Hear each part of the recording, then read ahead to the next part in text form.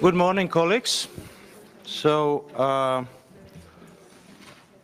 morning, everybody, and warm welcome also to our colleagues from the Committee on the Honoring of Obligations and Commitments by the Member States of the Council of Europe, the Monitoring Committee, and the Committee on Migration, Refugees and Displaced Persons who are joining us today. Let me also excuse Damien Cotier, the chairman of our Legal and Human Rights Committee. He unfortunately cannot be with us due to parliamentary work back in Switzerland. Let me also remind you that this is a public hearing, that it will be broadcast on the Assembly's YouTube channel. Now, it's my pleasure to have by my side this morning the chairs of these two committees, Mr.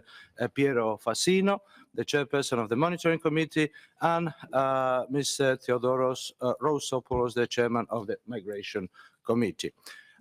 We are also fortunate today to have an excellent panel of experts, and I'm delighted to welcome them to our hearing. Mr. Thomas de Waal, the Senior Fellow of the Carnegie Europe, that will be joining us online.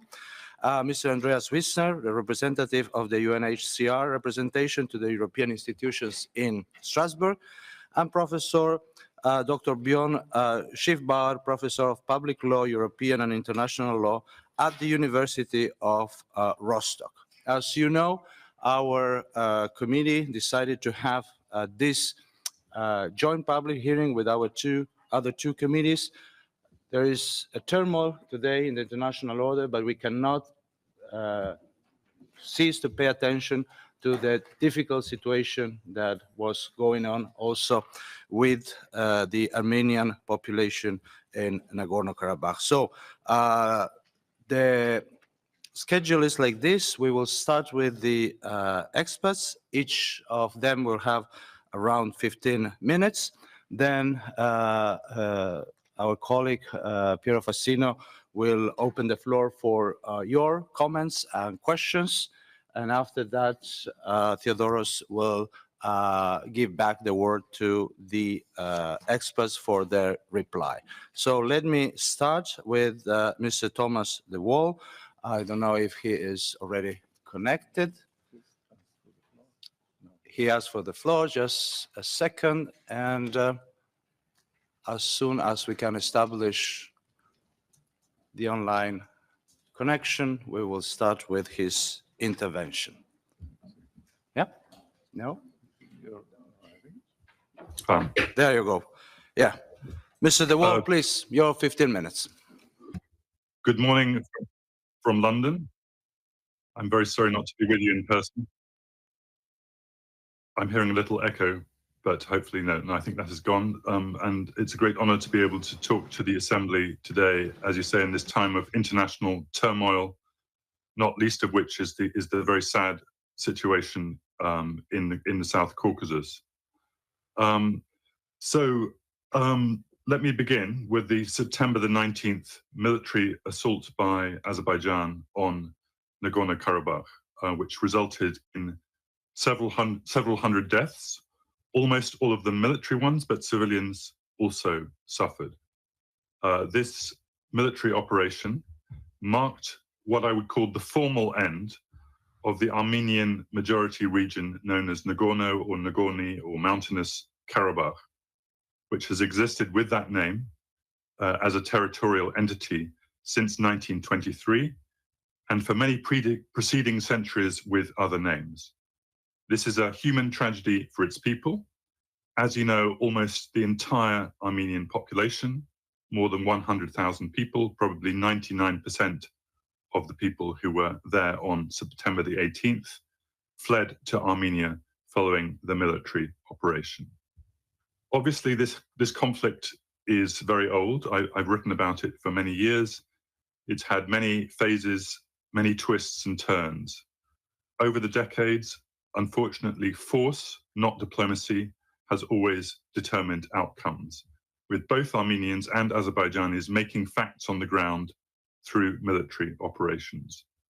Over the years, there were also many difficult questions to the Armenian side. Since 1988, both Armenians and Azerbaijanis have used have used what can be qualified as ethnic cleansing, using force or the threat of force to drive members of the other community from their homes. So this latest round of violence is also one more tragic blow to prospects for peace and reconciliation in the South Caucasus. Now, I want to make the point that it's all the more tragic in my view because it could have been avoided, as active diplomacy was also underway. Since December 2021, there has been a serious Western-mediated diplomatic process, moderated by EU Council President Charles Michel, which deserved more investment from all sides, and in particular from Azerbaijan. It ran in parallel to negotiations between Armenia and Azerbaijan run by Moscow. In recent weeks, a dialogue had finally begun between the Armenians of Karabakh and representatives from Baku. This is something that many of us have been calling for years, but for years, Azerbaijan had refused to talk to the Armenians of Karabakh in any other format apart from as kind of domestic constituents of Azerbaijan. This new dialogue had finally begun, even despite the fact that Azerbaijan imposed a de facto blockade and closure of the Lachin corridor linking Armenia and Karabakh, imposing for many months, as we know, severe humanitarian suffering on the population of Karabakh for almost the entirety of this year. Time and patience was needed for this new process between the Karabakh Armenians and Baku to develop. Everyone, including finally the Karabakh Armenians themselves, understood that the final settlement of this conflict would occur within the framework of the territorial integrity of Azerbaijan. The only question was on what terms. So, being the actor in the most dominant position, President Ilham Aliyev had choices, but he chose to use force on September the 19th. This was also a breach of faith to Western leaders and their process, and cut off the dialogue process with the Karabakh Armenians. Although only a small number of Armenian civilians suffered violence, the overwhelming threat of force was, I would contend, enough to ensure that almost the entire population felt unsafe, felt in threat of persecution, and left Karabakh and their homes. We know that this Azerbaijan's military action was coordinated with Turkey. Although we do not know the details, we can also be fairly sure that it was coordinated also with Russia. This is because Russian peacekeepers were ordered to stand down in Karabakh themselves.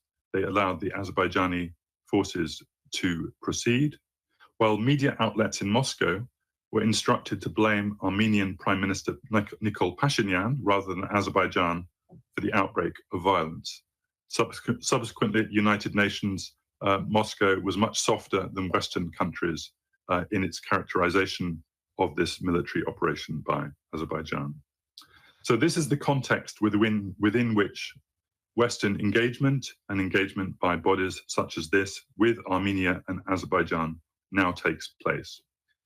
In my view, it's time for a comprehensive reassessment from organizations such as this one. Azerbaijan is now proposing, and I'd like to devote a little time to this, is now proposing what it calls a reintegration agenda, under which Armenians can return to Karabakh and be Azerbaijani citizens. Let me note that Azerbaijan does not have dual citizenship, so Karabakhis who return would have to renounce their Armenian citizenship. I think that international bodies, such as the Council of Europe, must be very cautious about an initiative such as this. After all, we must begin by asking why this is happening. This initiative is only being offered only when 99% of the Karabakh Armenian population has fled and not previously. I think this initiative needs to be seen within a broader framework of Azerbaijan's international commitments. And three broader issues, maybe more, but three broader issues need to be addressed. The first is Azerbaijan's record on minority populations in general. None of the minorities in Azerbaijan have any special political rights or autonomy provision. The languages of the two main minorities, the Talish and the Lezgin, are taught to just over 28,000 children in schools, according to Azerbaijan's own data from 2022. This is the main extent of their minority rights, and we're talking about substantial minority populations running into the hundreds of thousands. The opinion of the Advisory Committee of the Framework Convention for the Protection of National Minorities from 2017 noted a deteriorating human rights environment in Azerbaijan, pressure on minorities to demonstrate loyalty to the state, and, I quote, little space for expression of national minority identities in the public sphere, unquote. Several activists from minority communities, such as the Talish journalist Hilal Mamadov, are in prison. And so I would say that until Azerbaijani minorities in general have stronger legal protection and access to the rule of law, it is not feasible to imagine the integration of Armenians into Azerbaijani society. My second point is that, as many independent reports have confirmed, the Azerbaijani education system teaches children strongly negative and hate-provoking messages about Armenians as vandals, terrorists, and occupiers who committed genocide against Azerbaijan in the 1990s. I should also note in parenthesis that the Armenian education system does the same, though I would say without the same level of intensity.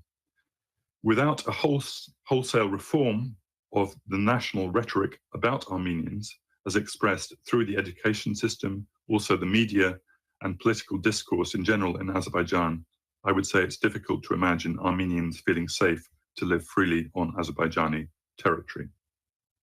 Thirdly, any initiative such as this requires international scrutiny, and Azerbaijan's record on this is very poor. There have been many calls over the years to allow international fact-finding and monitoring missions to visit Nagorno-Karabakh. Prior to 2020, some of these were rejected by the Armenians of Karabakh.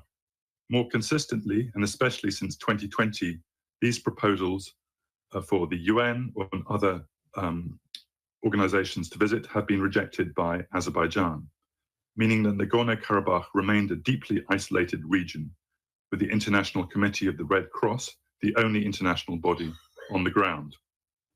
As you know too well, this assembly also called for a fact-finding mission to Karabakh in June during the blockade, but the call was rejected by Azerbaijan.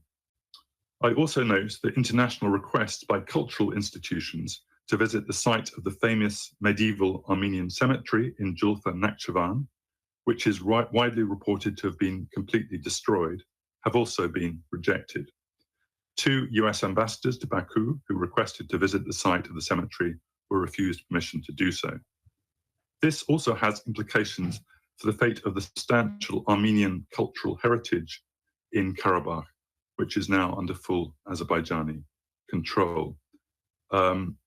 I also have a few other comments. Just tell me how much time I have remaining. You have about 2 to 3 minutes to wrap up. Okay. Just briefly, let me, and we can return to this in the question and answer session.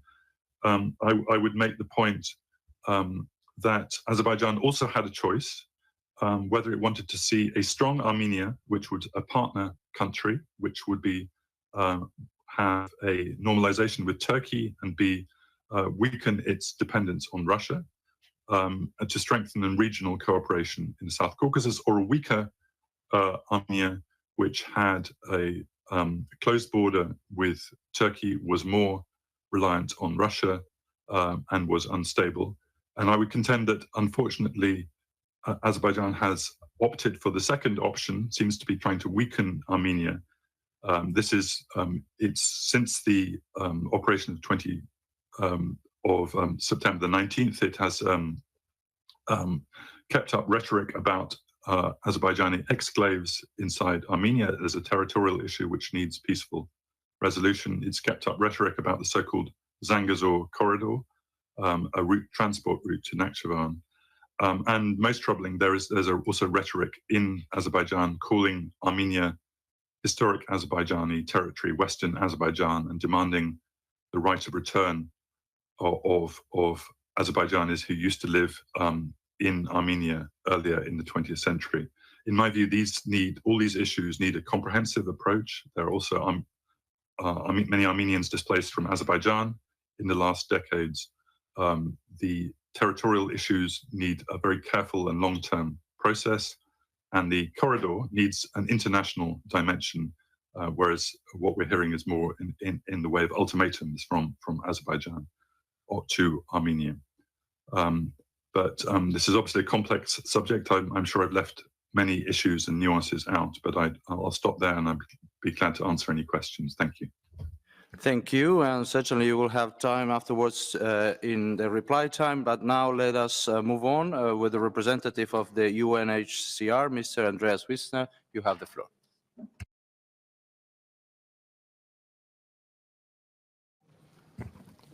Thank you, Mr. Chair. It's an honor to be here with you. Let me just finish setting up my presentation that we have prepared to illustrate a few facts, especially regarding UNHCR's humanitarian response to the recent displacement situation.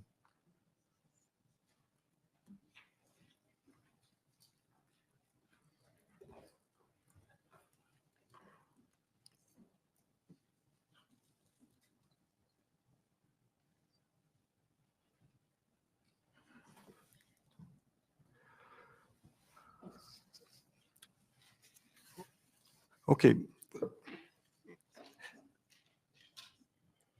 Following the recent escalation of this decade-long conflict in the region, the government of Armenia reported that between 24 September and 4 October, 100,632 refugees, including 30,000 children, arrived in Armenia. And that was an average of 15,000 people per day, with a peak of 40,000 on 27 September alone. So far, the government has registered more than 98,000 refugees in government-run registration centers, but the arrival has largely ceased as of the 1st of October. Overall, the number of new arrivals constitute now 3.3% of the entire Armenian population, which is just less than 3 million. That means 1 in 30 people are refugees and newly arrived refugees, which adds to Armenia's already pre-existing refugee population of around 35,000, most of them from the previous conflict in 2020. UNHCR has been on the ground from the beginning. We have an office there in Armenia since 1992, providing immediate assistance in assessing the situation of refugees' needs in support of the government-led response. The newly arrived refugees are mostly confused and very apprehensive about their future. They don't know what will happen to their homes that they have left and whether they will return there one day. They're anxious about what will happen to them now and worry about their children and whether they would have access to education. Most of them, because of the rush of their departure, they came with very few belongings and require urgent emergency assistance like blankets, bedding materials, medication, psychosocial support, and shelter in the immediate term. Many, including the children and elderly persons, are traumatized and in need of mental health and psychological support. Several are also worried about elderly family members who stayed behind as they were unable or unwilling to abandon their houses or even their animals that are very dear to many Armenians from Karabakh. Many refugees have a rural background who left behind their livestock, which is now left roaming around, risking to perish in the cold weather of the winter when it sets in. And similar applies also to many pets that had to be abandoned in the panic of departure for lack of transportation opportunities. The government of Armenia has been making consistent and commendable efforts to register the newly arrived and meet their rapidly growing needs. In support of this exemplary government-led response, UNHCR is leading the interagency refugee response, working with the resident coordinator's office, the other UN agencies and NGOs. There are sectoral working groups in place under which UNHCR is leading the one on the global one, intersectoral working group, and sectoral working groups on protection, shelter, and core relief items, non-food items. However, further support and funding from the international community is urgently needed. Therefore, to ensure more predictable funding, at least over the coming 6 months and hopefully beyond. A refugee response plan or emergency and resilience appeal was launched on 7 October. And as you see at a glance, some figures contained in that report, based on 136,000 refugees in Armenia, and also to be assisted 95,500 local persons assisting them. International communities appealing for $97 million for a total of, on behalf of a total of 16 partners, most of them local NGOs. This plan supports and complements the government response and aligns activities of all actors, which will also take into account the upcoming expected harsh winter months when critical support will be required. This response plan stresses that not only immediate emergency response needs, but also medium and long-term needs must be considered, which is typical in refugee situations like this one. Humanitarian assistance should be followed by progressive integration of refugees in national systems, which includes strengthening of public services. And finally, humanitarian assistance should merge into development assistance so that it can be gradually phased out while national institutions are strengthened, especially in places that are mostly affected by refugee arrival. Maybe I can just introduce briefly a few of the sectors where UNHCR and the government are partnering to meet the most urgent needs, specifically with regard to registration. The government has done an exemplary job with some IT assistance from UNHCR. Then when we come to accommodation and assistance, which is one of UNHCR's specialties, there is an urgent need of a repair of existing shelters. The housing available for emergency accommodation is in short supply. So all these relief items that UNHCR and partners can provide are really most urgently needed at this stage, especially since many refugees had to be accommodated in remote areas where they're unlikely to find livelihood opportunities, but in remote areas far away from the capitals, empty houses were more likely to be available. But then assistance and relief items are all the more important to meet the basic needs of the people that have found shelter there. The government has in the meantime already received 58,000 requests for shelter support, and that need to be attended to in a joint effort. UNHCR is actively involved in protection monitoring at all locations where refugees are located. You see here on the map where the main distribution of refugees at this time. There's a trend for refugees to settle close to the capital, Yerevan, and also in a bit in the southern Syunik area. But really, where livelihood is available, refugees tend to move towards. So we also act in the mental health and psychological support sector, which is extremely important given the psychological condition of this population who have been uprooted all of a sudden and who have not really found a foothold really in their new host country. There is a plan under the response plan and it's already being done, to establish service points, child-friendly spaces, but also women and children centers, peer support networks to mitigate the impact of being displaced all of a sudden, the psychological impact. This is a rather traditional population. I've been told they are not so much interested in having psychological one-to-one support, but more in a mental health support more on a community basis. So this is what is being put in place now together with the authorities. In terms of education, for the time being, 40% of the new arriving refugee children have already been enrolled, but this is not enough. This is a rather low enrollment because this is due to the population not having stabilized yet, as most are looking for opportunities, for livelihood opportunities in several locations before settling down more permanently. Cash-based assistance is an important element of the humanitarian relief effort. The government has recognized this as the most flexible modality to provide for immediate needs, and has announced a one-time financial assistance for all refugees, including a 6-month rental subsidy. And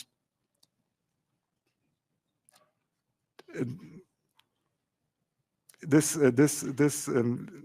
cash assistance should then slowly be transferred into national systems. So there's a need, of course, that refugees don't receive specific assistance, refugee assistance, for a long time, but they should be, as soon as possible, included into national social protection schemes. Finally, the refugee response plan also calls for long-term support. I'm not sure if this can be achieved in 6 months, but it has to be kept in mind from the beginning, the need to bring in international financial institutions and development actors to do things like upgrading schools and hospitals that cannot cope with the number of new users at this moment, and that need to be increased because people are likely to stay. I mean, it's 100,000 people who arrived, and our estimate is that at least 85,000 or so would probably see a longer-term perspective inside Armenia, whereas others also are likely to move on to abroad because many Armenians have relatives in the EU or in other countries. So there is also an expectation of a considerable secondary movement. But coming back to long-term efforts, it's really important that development actors are now mobilized with their bigger money. I mean, these appealed 98 million will not all be paid, and there's more money needed to build infrastructure facilities and to create real resilience in the local communities for the long-term support of this new population.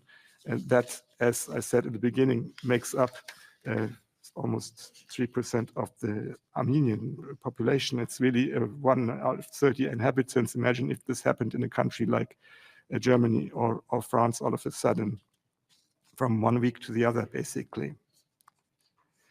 Now, there is you see the slide, and I think we can probably later distribute the presentation, and also you have access to this. There's a link to this refugee response plan, and that you can easily Google, and there's also a link on the presentation. Of course, you cannot click it from here. Maybe some population figures here. You see that most of the persons arrived are women, 30% are children, and you see an overview of the key figures here, how much is to be expended for how many refugees are to be assisted, and how many locals also who are hosting the newly arrived refugees and the ones that were already there. Here on this slide, you can see again the overall financial requirements and the number of agencies that are participating in the appeal, and how much money is actually being appealed for national, international NGOs and for UN agencies. It's not mentioned here explicitly. I think UNHCR alone is appealing for its own needs for some $14 million US until next March. Here you can see on this slide, you can see a division of the different sectors, assistance sectors, protection, shelter, resilience, cash assistance. You see it's a big part of the response to support the government in providing sufficient means for refugees to sustain themselves. And cash assistance is, of course, the most flexible means of providing some dignified means of survival for refugees in a country such as Armenia.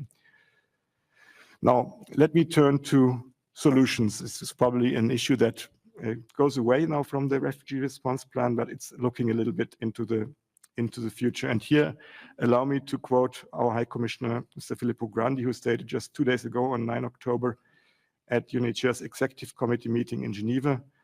And there's the quote, which you also see on the screen.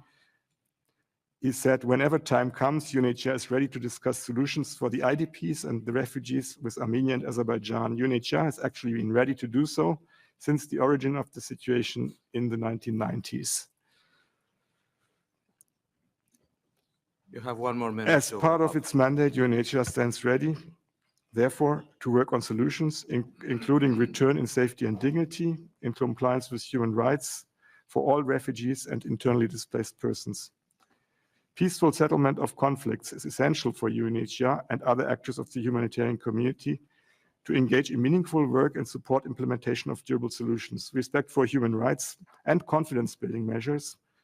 What we do in repatriation operations often, for instance, are go-and-see visits in this context, are also important factors that help the work of UNHCR and the humanitarian community.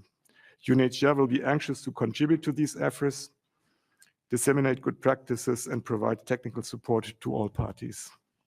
Thank you. Thank you, and the Secretariat will be happy to distribute the presentation afterwards to colleagues or the link that you facilitated. Now let's continue with Dr. Bjorn Schiffbauer, Professor of Public Law, European and International Law at the University of Rostock. Dr. Schiffbauer, you have the floor. Okay. Dear chairpersons, distinguished state representatives, thank you very much for giving me the opportunity to speak to you. Please allow me to focus only on some major aspects of international law, which are part of the bigger picture of international affairs. It remains undisputed that Nagorno-Karabakh is part of the territory of Azerbaijan, and that therefore Azerbaijan has jurisdiction over this territory, including the individuals living there. However, Azerbaijan's sovereign rights apply only within the standards of international law, that is, treaty and customary law.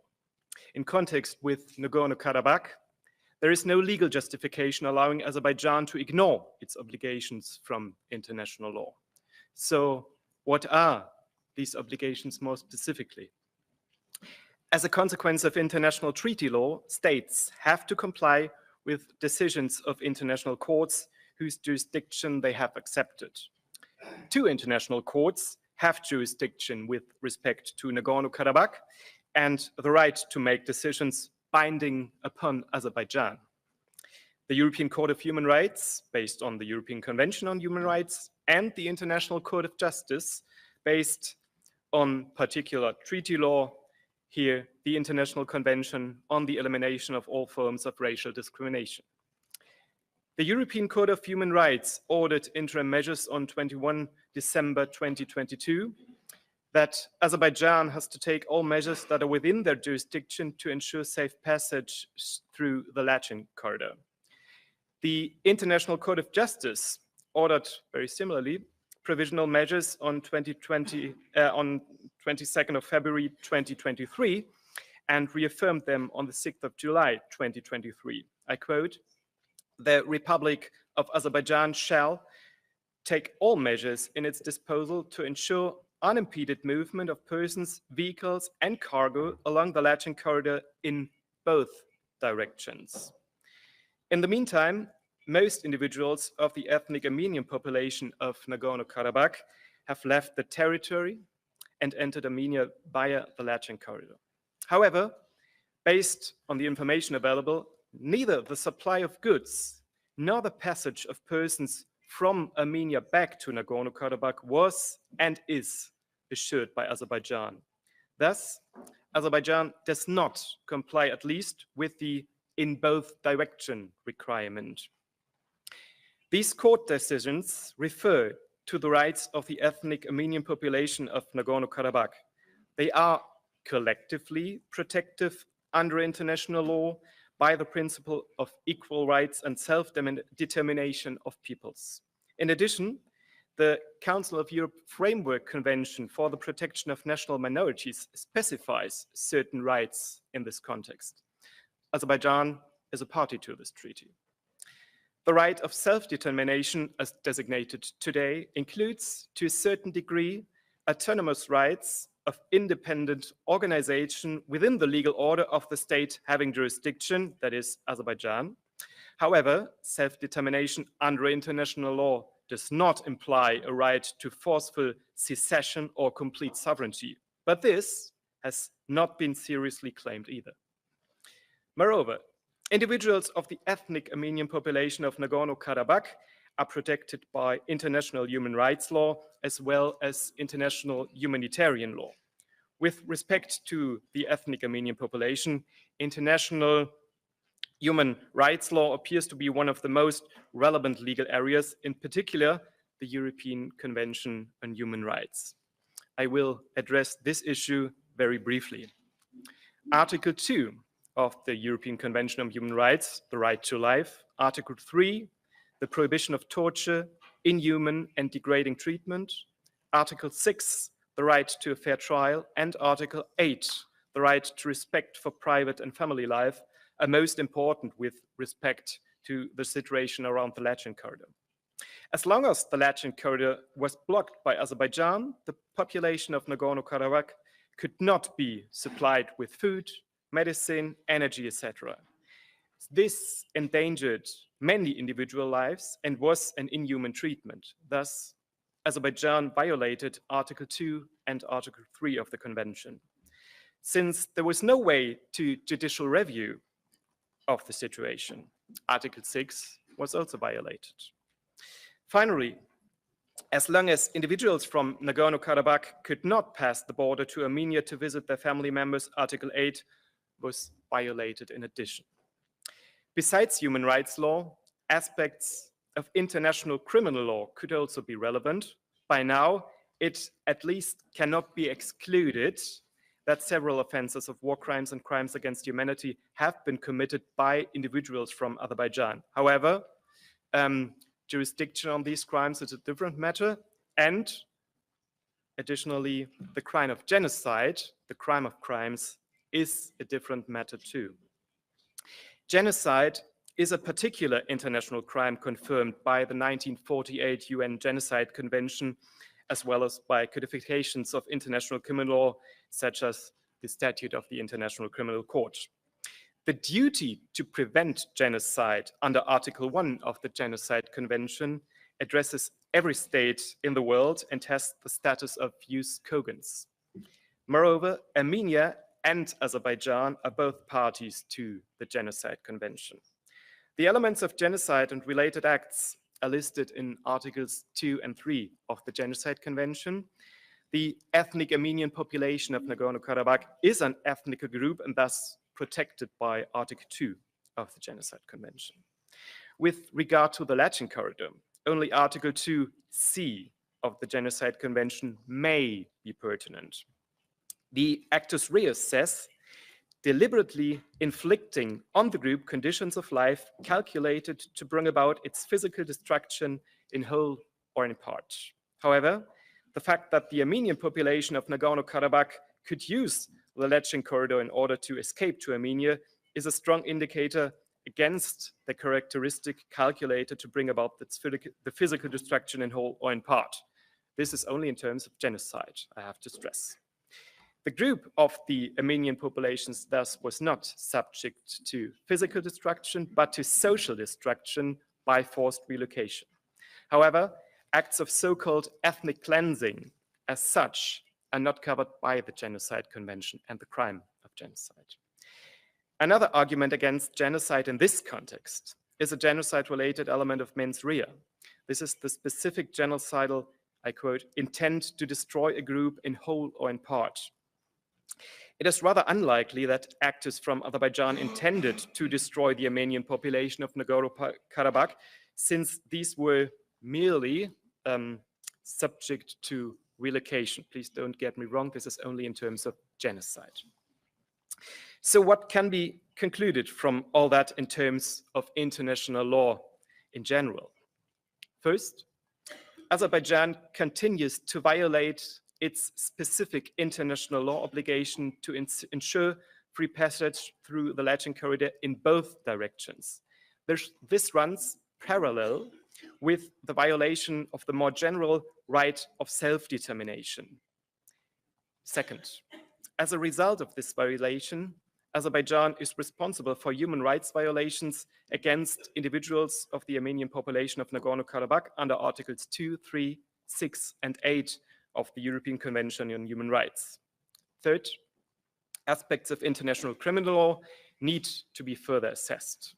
Fourth, genocide has rather not been committed against the Armenian population of Nagorno-Karabakh.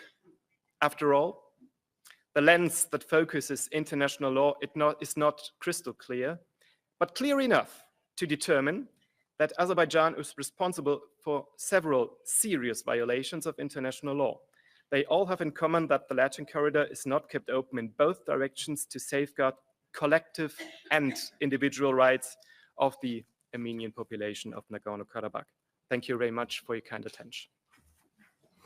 Thank you, Dr. Schiffbauer. Thank you for providing us with your legal analysis. Adesso lascio la parola all'onorevole Piero Fassina. Merci, merci. Thank you very much indeed. I'd like to thank all our experts and speakers.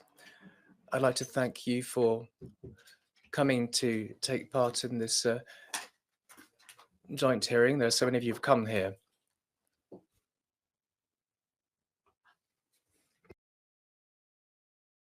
Let's start the debate, and let's start the debate by giving the floor to Mr. Hodokovic, who's our rapporteur for the debate that's going to be held on this matter that we're dealing with now. Mr. Hodokovic, you have the floor. Now, there are a lot of people that wish to speak. Please, can you ensure that your speaking time is restricted to 3 to 4 minutes, no more than that? Well, Mr. Hodokovic. Thank you, Mr. Fassino. I will not take a lot of time. I actually want to hear more from my colleagues and then a reply by the speakers. I just wanted to thank the speakers for this valuable input. Some of your theses and some of your interventions also actually corroborate the info we have used in preparing this report. In all honesty, we have also heard a lot of encouraging things from the Azerbaijani side about the steps that are taken to ensure the return of the Armenian population. I hope that with the access of international organization, as well as our organization, Parliamentary Assembly, and other institutions like Commission of Human Rights and General Secretary, we will be able to corroborate this information.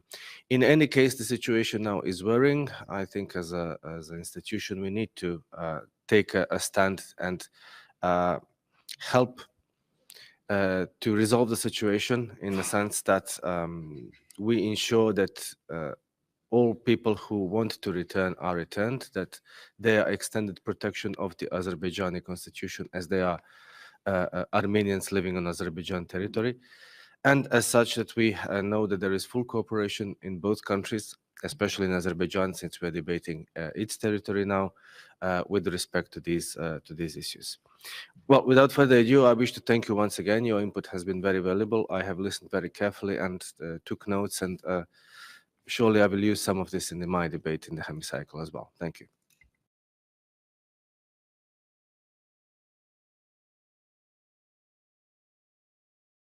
Merci, monsieur. Thank you very much indeed, Mr. Hodokovic. Let me now give the floor to Mrs. Christofferson. She's a co-rapporteur on Azerbaijan. You have the floor. Vous avez la parole, Madame Christofferson. Thank you, Mr. Chair, and thank you to the experts for providing us with correct and balanced information. It's difficult to assess everything in such a conflict, and our task as rapporteurs is to be balanced. For the time being, it seems like the situation in Nagorno-Karabakh actually is taken out of our hands as rapporteurs, because it's been lifted to a higher level in the Council of Europe and to the Parliamentary Assembly. But as co-rapporteurs, we intend to go to Azerbaijan in November, and then mainly focus on the human rights situation within Azerbaijan. And in our report, which we hope to introduce to the Parliamentary Assembly in January, we will refer to what's going to take place in the Parliamentary Assembly today, and what's and the outcome of the two, hopefully two delegations from the Council of Europe to the area Nagorno-Karabakh. Thank you.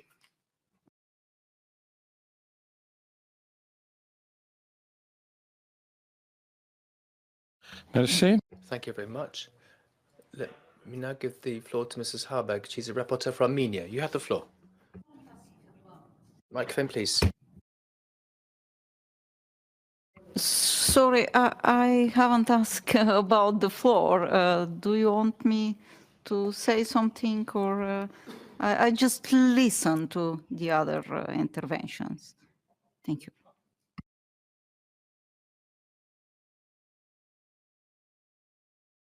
Alors, à ce point, Okay. In that case, we're going to open up the debate. There are a number of people that have indicated they'd like to take the floor. So I'm going to ask each of you to please restrict yourselves to 2 to 3 minutes speaking time. Mr. Bogaran, please. Thank you. Paul Gavin, sorry. My question is to Thomas de Waal, and it relates to the possibilities that we all hope to see the Armenian population return to Nagorno-Karabakh. I want to ask Mr. de Waal, is the elephant in the room the really appalling human rights record of the Azerbaijani regime, which has been well documented by Amnesty International, by Human Rights Watch, and indeed by this organization? If there isn't freedom of association, if there's systemic torture, if there's crushing of peaceful protests, which has all been documented by these organizations, if this is how the Azerbaijani population is treated by the Aliyev regime, what hope is there for the Armenian population returning unless there is true international supervision allowed? Thank you.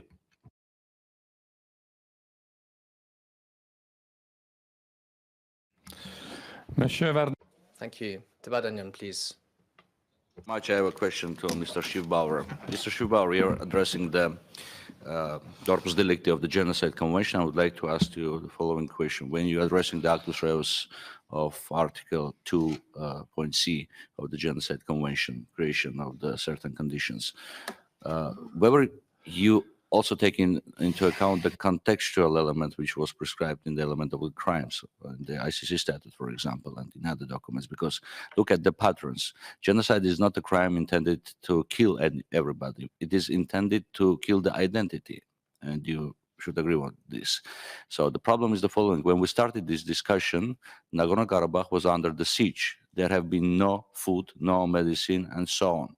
From this perspective, I would like you to qualify the events, because it was prohibited to enter any kind of food and medicine in the territory populated totally by Armenians. And this is a very important question. Plus, if you challenging the fact of it may have certain elements of the crime of genocide, I would like you to be more, profoundly address the issue of presence of the corpus delicti of the crimes against humanity, of persecution, and crimes against humanity of deportation. Actually, I read some of your publication. I understand that you are very well familiar with all these developments, and I would like to more precise answer on these questions. Thank you.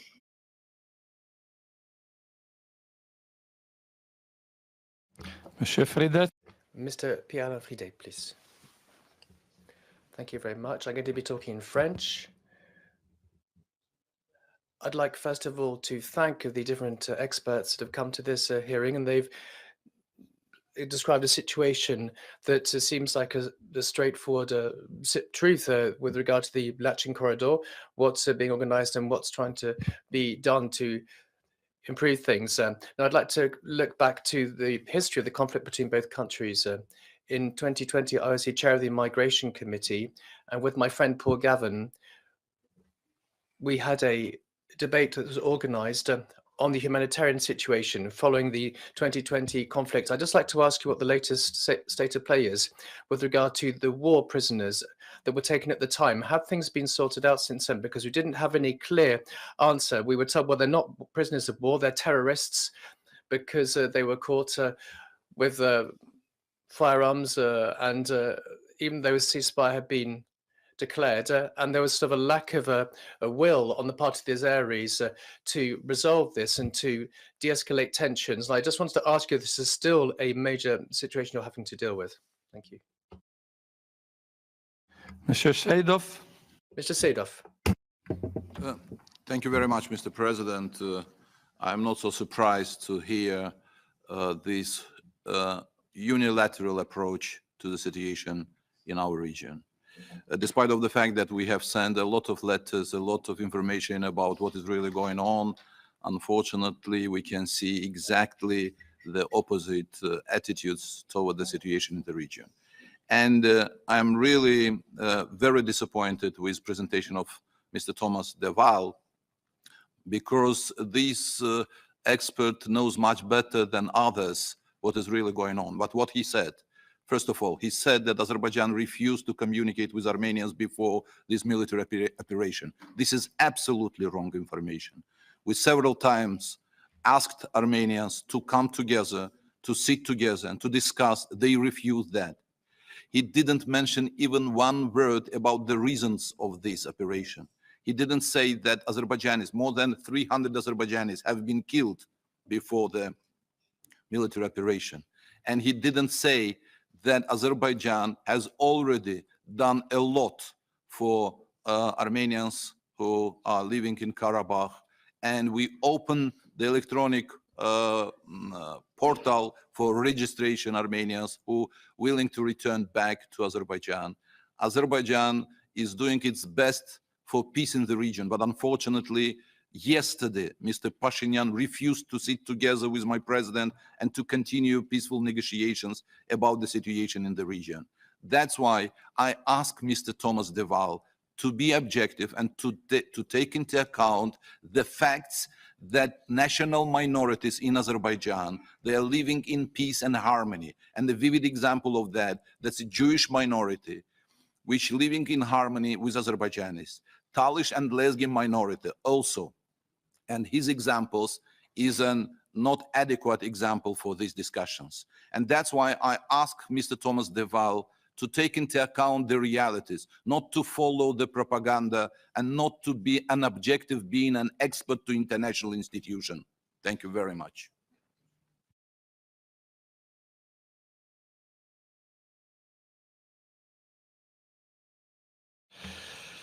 Thank you, Mr. Rustanyan, please. You have the floor. Merci, Monsieur le Président. Thank you very much indeed, Chairman. Colleagues.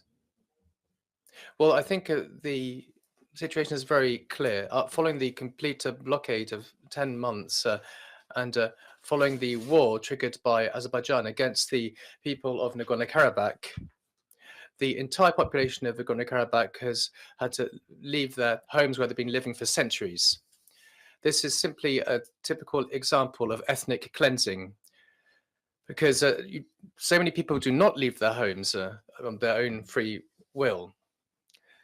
We also know that ethnic cleansing is considered as one of the acts of a genocide. So this is basically a very serious violation of the commitments undertaken by Azerbaijan, and sanctions should be imposed.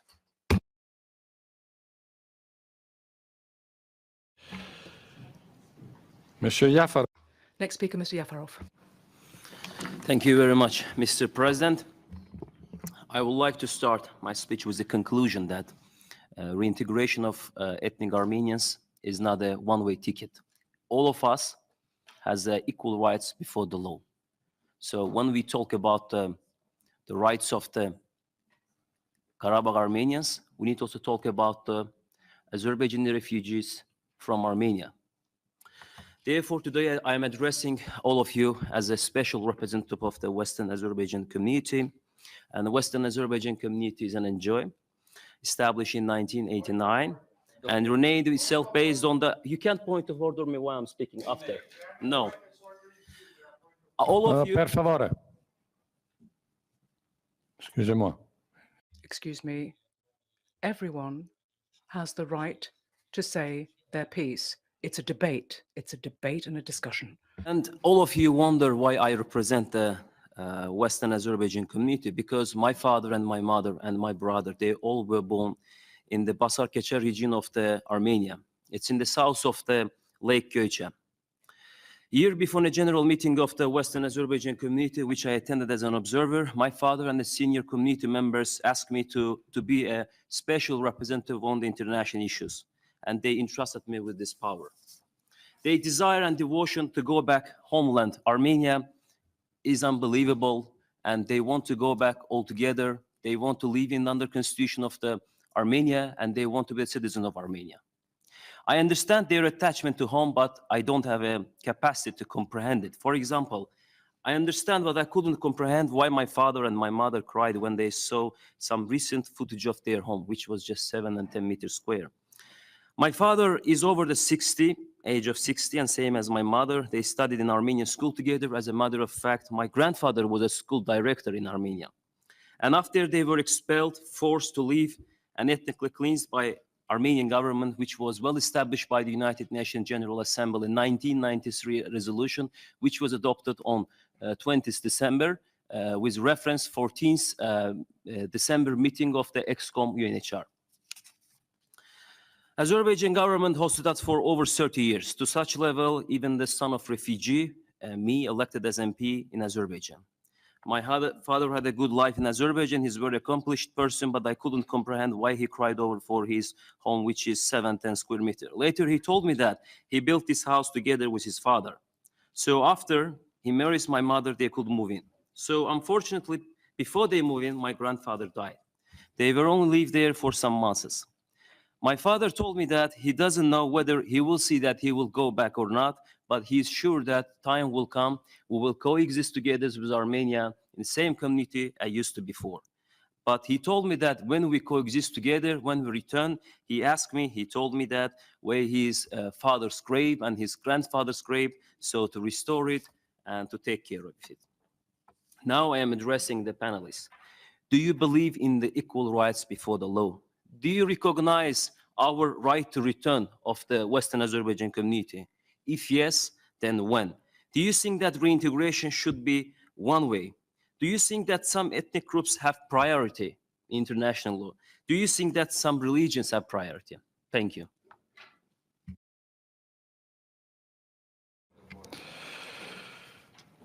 Mr. Gardi. Next speaker, Mr. Gardili. Thank you, Mr. Chairman. I would like to express my gratitude to all experts, no matter whether we disagree or agree. This is a free debate, so I'm grateful to everyone who made their presentation. Since I'm a lawyer myself, I would like to talk more on legal aspects of this problem, and from what I hear from you, there are certain issues that I cannot agree respectfully. First of all, you said that secession wasn't seriously claimed, and this is not just my opinion. This is the series of facts that Armenians in Karabakh several times, many times in fact, during the Soviet Union, but successfully and at the very end of the Soviet era, they did claim secession from Azerbaijan. They had the decision of the, at that time, Nagorno-Karabakh Oblast Soviet Council, that's how it was called. And they decided to separate from Azerbaijan and unite it with Armenia. This is a fact, those acts exist.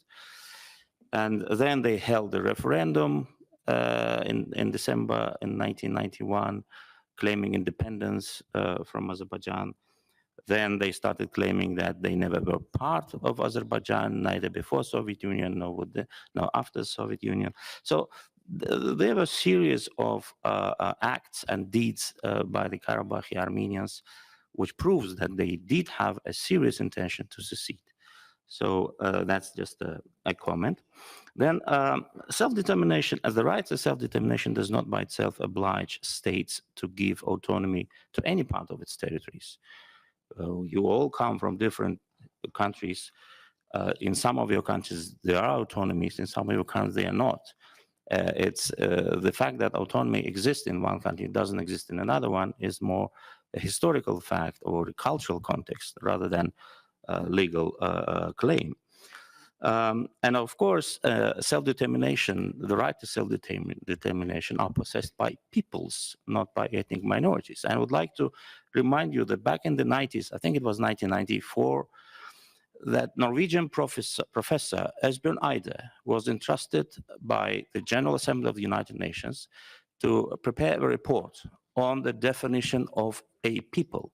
There was one question put before them, Esbjørn Eide: what constitutes a people? And Esbjørn Eide considered many cases, including Karabakh. And he wrote in his report that Armenians in Karabakh are not people, they are ethnic minorities. He went even as far as to say that, for example, Armenians in France and in America, in the United States, are not ethnic minorities, because he invented the term mother country, because they do not have historical links with mother country. But Armenians in Azerbaijan are ethnic minorities because they do have such a link. So this is also a moral, legal concept. And Karabakh recently, yes, for 30 years, consisted only of Armenians, because Armenians in Karabakh themselves committed ethnic cleansings. Time. Why 1 minute? Time.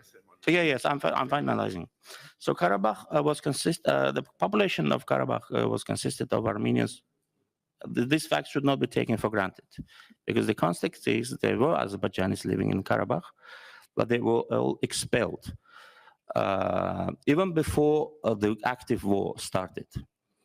So these are just the reminder for everyone. This is the context. Before you come to any conclusion, please consider this. And also the claims with regard to violation of certain human rights of ethnic minorities are just an opinion, which I do respect, but I disagree. Thank you very much.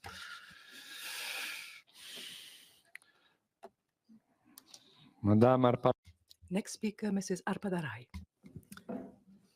Thank you very much, dear colleagues. Thank you for your thoughts, dear experts. My question is to Mr. Thomas Deval. Well, there are serious claims that Mr. Deval was working with Ruben Vardanyan, who is a money launderer, very known person. He was hired by Mr. Vardanyan. There are reasonable doubts in that, and he is the person from sanctions list in Ukraine. So I don't know whether he can be an expert here, because he is. If he works for the Armenian side, which again, I'm saying that there are doubts and serious claims on that, he cannot be expert. But again, the one thing that Mr. Deval didn't mention is that why it all started. Mr. Deval didn't mention that Azerbaijan doesn't have a record of ethnic cleansing. It is Armenia that has ethnically cleansed 1 million Azerbaijanis. Not only Armenia occupied Karabakh and surrounding regions and ethnically cleansed Armenia. The argument of Armenian side was always that we have ethnically cleansed Azerbaijanis because of the potential genocide. And the ideology was incompatibility of Armenians and Azerbaijanis. And this is not a sarcasm, dear colleagues. This was stated by their former president, that Azerbaijanis and Armenians cannot live together. For 30 years, they've been communicating it. For 30 years, propaganda, diaspora, politicians, experts, they've been trying to brainwash Armenians, saying that you cannot live with Azerbaijanis. And this is the result why Armenians actually left from Karabakh, because they are afraid because of this propaganda that was mentioned. Azerbaijan doesn't have a record of ethnic cleansing. Armenia does. Armenia is the only mono-ethnic country in our region. So these are the facts. And Mr. Deval knows that better than anyone. Also about Lachin corridor, the colleagues mentioned here that Azerbaijan is obliged to give some passage, free passage through Lachin corridor. Well, Lachin border post control is one of the border posts of Azerbaijani Republic. And there are rules, migration rules, border post rules, and everything. And it is Azerbaijani constitution, Azerbaijani laws regulated. Neither trilateral statement nor any other document have given exterritoriality status to this road. The rules still apply. We said that it is open for humanitarian, for civilians and cargos, but we didn't say that it will be open for Armenian militants, for Armenian weapons and ammunitions. For 3 years, this road was violated by Armenian side. We've been saying many times in this assembly that Armenia is violating this road. We see that. We have the evidence that they are bringing munitions to our territory. We also had evidence that Armenia had 10,000 militants on Azerbaijani soil in Karabakh. That was the reason that Azerbaijan started anti-terror actions. But I don't know why Mr. Deval didn't mention all of that. Thank you. Mr. Rustinyan. Rubinyan, excuse me. Rubinyan. Thank you. Thank you. Dear colleagues, I think by now it all is clear. Azerbaijan had a clear intent to ethnically cleanse the Armenians of Nagorno-Karabakh, and they did ethnically cleanse the Armenians of Nagorno-Karabakh. But what is astonishing in this discussion is the level of cynicism of our Azerbaijani colleagues, who have become mere advocates of their authoritarian genocidal regime. They are claiming that the Armenians of Nagorno-Karabakh are Azerbaijani citizens and Azerbaijan is this multicultural heaven on earth. Did you notice that none of them uttered a single word about the fate of these 100,000 Armenians? None of them talked about what needs they will have. No one had some condolences for the people who have died, condolences for the people who have been separated from their families, nothing. But if we take into account that it was the clear intent of the regime they are representatives of to get rid of these Armenians, everything becomes logical. But this is not all. Why I was wanting to have a point of order, to reply to Mr. Yafarov. These people are so devoid of shame that even after ethnically cleansing an entire population just a couple of weeks ago, they come to this organization and call Armenia Western Azerbaijan. If you haven't noticed, he called Armenia Western Azerbaijan. Dear colleagues, I think, don't interrupt me and stay silent. I think you don't have to be a genius to understand that the recent actions of Azerbaijan, including the war waged in 2020, including the recent ethnic cleansing, including all these irredentist talks about demanding from Armenian an extraterritorial corridor or not recognizing Armenia's borders, and including them coming here and talking about Armenia and naming it Western Azerbaijan, you don't have to be a genius to understand that Azerbaijan has become a threat to international order, international law. And this regime has to be punished by law, of course. And we, as the Armenian delegation, as the Republic of Armenia, we expect the support of the international community, of you, of each of you personally. Because this is not about Armenia only, this is about international order and international law. And dear chairs, I kindly ask you not to allow anyone here to use irredentist, aggressive terms. It is not acceptable to call the territory of Armenia Western Azerbaijan. I think I don't need to explain why. Thank you. Mr. Molazada. Thank you very much, Mr. President. It's really strange for me that a representative of the UNHCR didn't mention 1 million Azerbaijani refugees. They became refugees after brutal ethnic cleansing. Just would like to remind to Mr. Thomas Wall, he wrote about it in his book, Hojali massacre, when one night 600 children were burned and killed. But it's okay. Refugees could not return back to Karabakh because of the situation regarding of 1 million mines which planted in Karabakh. Every day, civil people dying of these mines. And also, Lachin Road, which been agreed after trilateral statement and ceasefire, was used delivering new mines. And there are a lot of facts that Armenian militaries who didn't leave territory according to trilateral statement.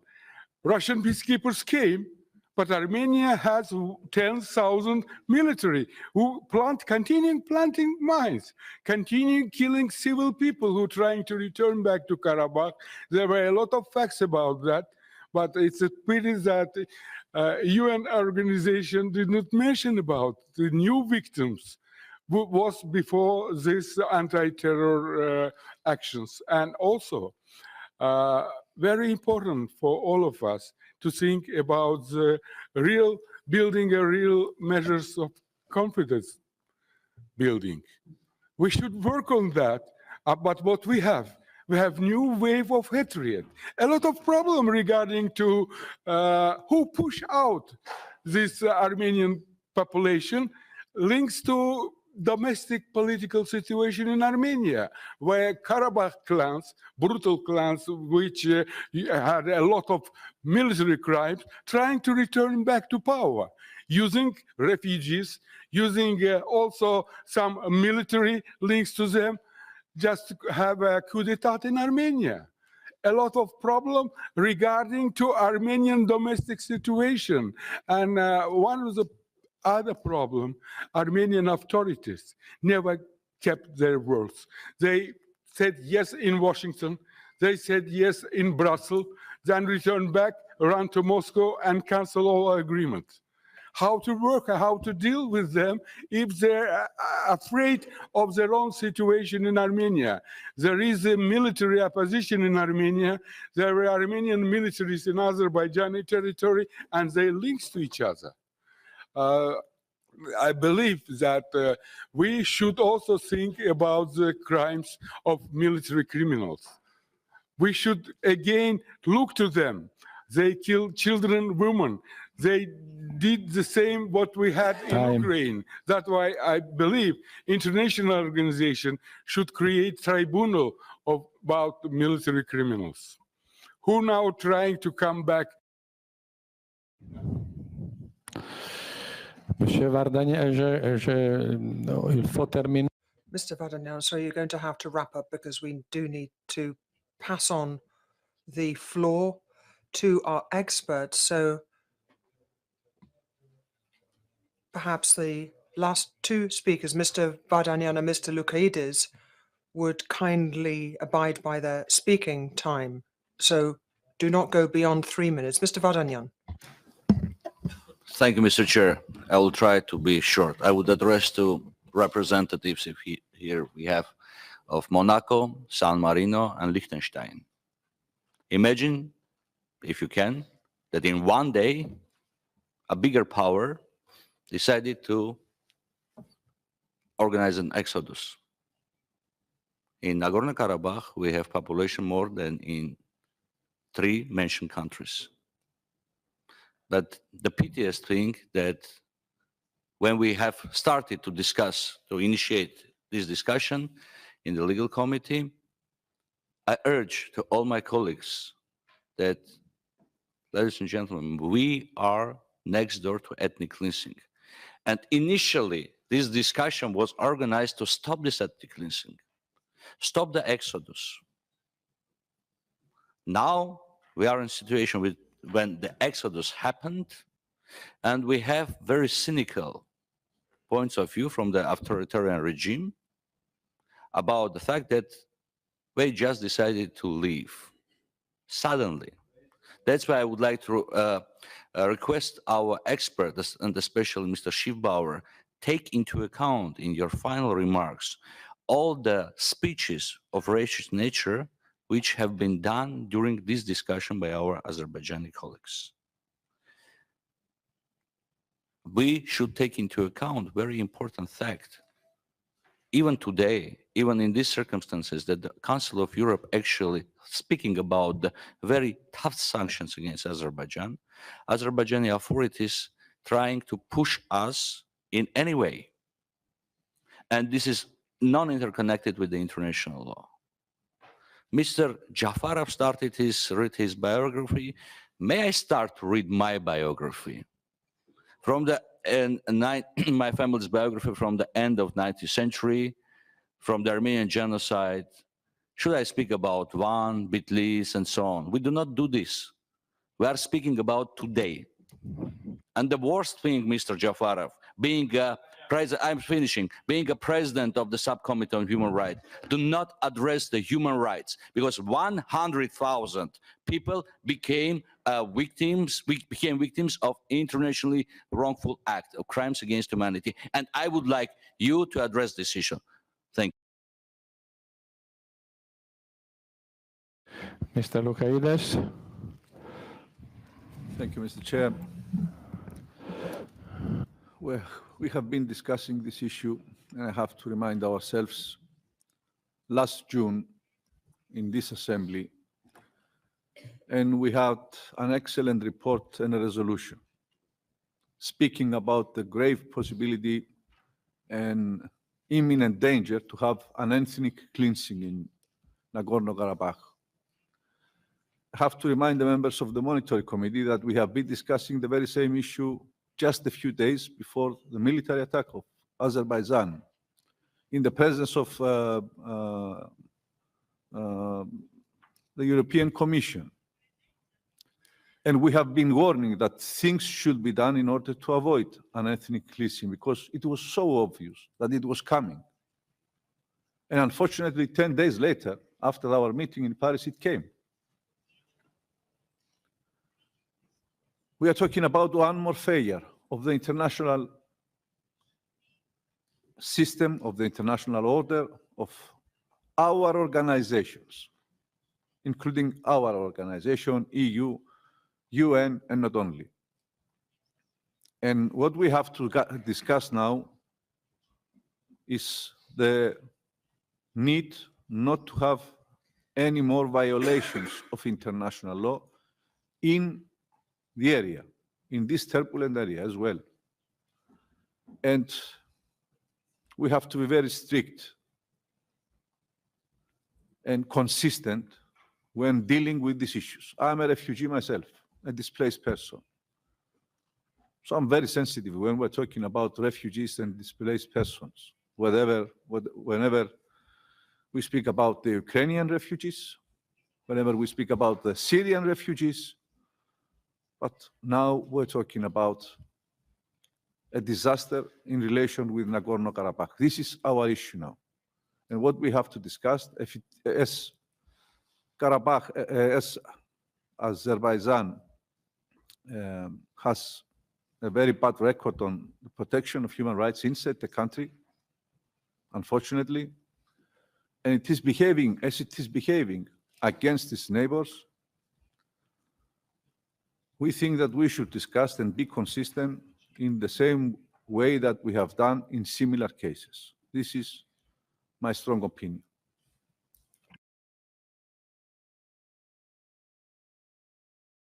Dernière intervention. So last speaker, Mr. Saidov. Mr. Chairman, I will be very brief.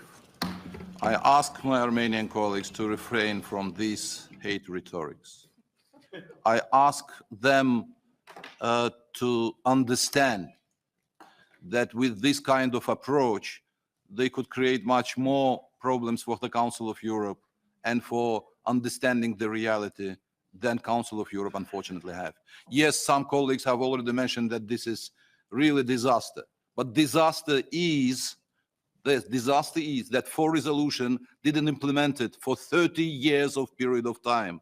Disaster that this assembly didn't mention and didn't pay attention to the illegal elections of the president of so-called Nagorno-Karabakh, and disaster that this organization is thinking about the results, about the situation, but we should look deeper into the roots of this problem, into the reasons why it's happened, because of absence of attention to the 1 million refugees, to the Khojaly massacre, to the situation in the region, to the Azerbaijan which had been occupied for 30 years. This is the real reasons. And that's why to present Azerbaijan in a bad way, that's another one mistake which could this assembly done. I ask to refrain from that. Thank you.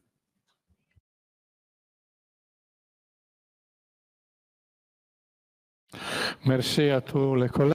Well, thank you to all of our colleagues. I'll give the floor to President Avramopoulos. Thank you, Mr. Fassino. Dear colleagues, allow me to say a few words. Between yesterday and today, yesterday's history, today we can change or we can write history.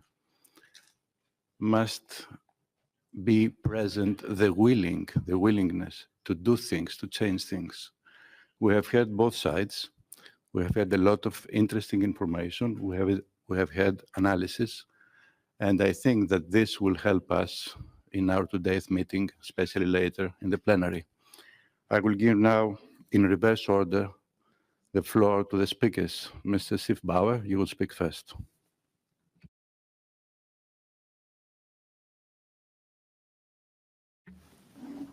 Thank you very much. I take into account every contribution, and I'm very thankful for them. And I notice that I have received opposition from both sides in the room. And well, as a lawyer, to receive opposition from both sides sometimes is an indicator of well-balanced arguments. And I really appreciate the contributions to continue to substantiate my legal arguments on the situations. When it comes to genocide, there were one or two interventions that doubted my legal assessment on genocide. I have to clarify that social genocide, as it was mentioned in the room, can be covered by the Genocide Convention. It is disputed, it is not crystal clear. Legal scholars dispute about that, but social genocide, to destroy a social group as such, still needs to destroy the element of destruction within the group, and mere relocation of a group still does not result as such in a social destruction of a group in terms of genocide. And this is for theological reasons very true, because genocide as the crime of crime is to be interpreted restrictively, not to open the door for misuse, for abuse, as we can notice the abuse of the term of genocide in other regions of the world. You know what I mean. But on the other hand, this does not exclude the commission of criminal offenses covered and to be punished under international law.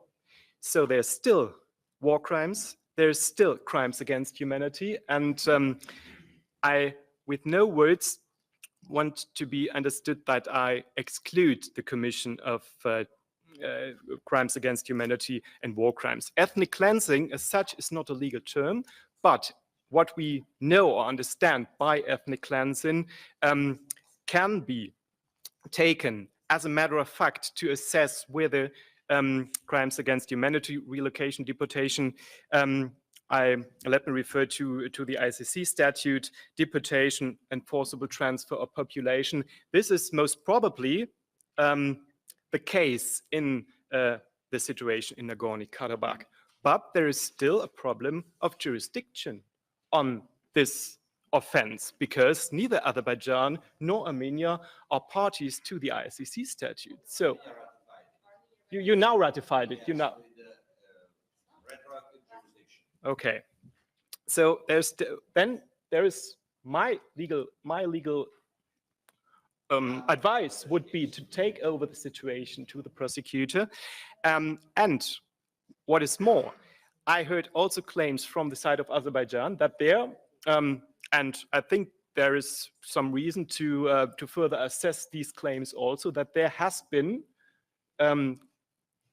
committed international crimes against Azerbaijani population. I did not exclude that with any word, but this is a different thing. This is not a matter to the situation in Nagorno-Karabakh today for two reasons. First, this is no legal justification for the current situation. Yeah, this is a different topic, a different in temporal topic as well. And second, if you ask for a criminal prosecution, then please, I'm on the side of international law. I don't demand anything to you. Yeah, but in terms of international law, I would recommend to hand over the situation to the ICC as well, and that would be, for my opinion, because I'm not on the side of Azerbaijan nor on the side of Armenia, but on the side of international law, that would be a way for balancing under international law the situation from both perspectives, from Azerbaijan and from Armenia. But going back to the situation of Nagorno-Karabakh, there's still the factual situation that the population from Nagorno-Karabakh had to escape to Armenia in order to escape from death. And this remains to the responsibility of Azerbaijan, and this is still a violation of a grave violation of human rights. And I recommend, from a legal point of view, to the Assembly to react to that under the terms of international law by the means the Council of Europe has. But this is only to the situation of Nagorno-Karabakh. I do not doubt any crimes, any international wrongful acts against Azerbaijani population in different situations. This is a different thing, and this is not a justification for the situation right now. Okay.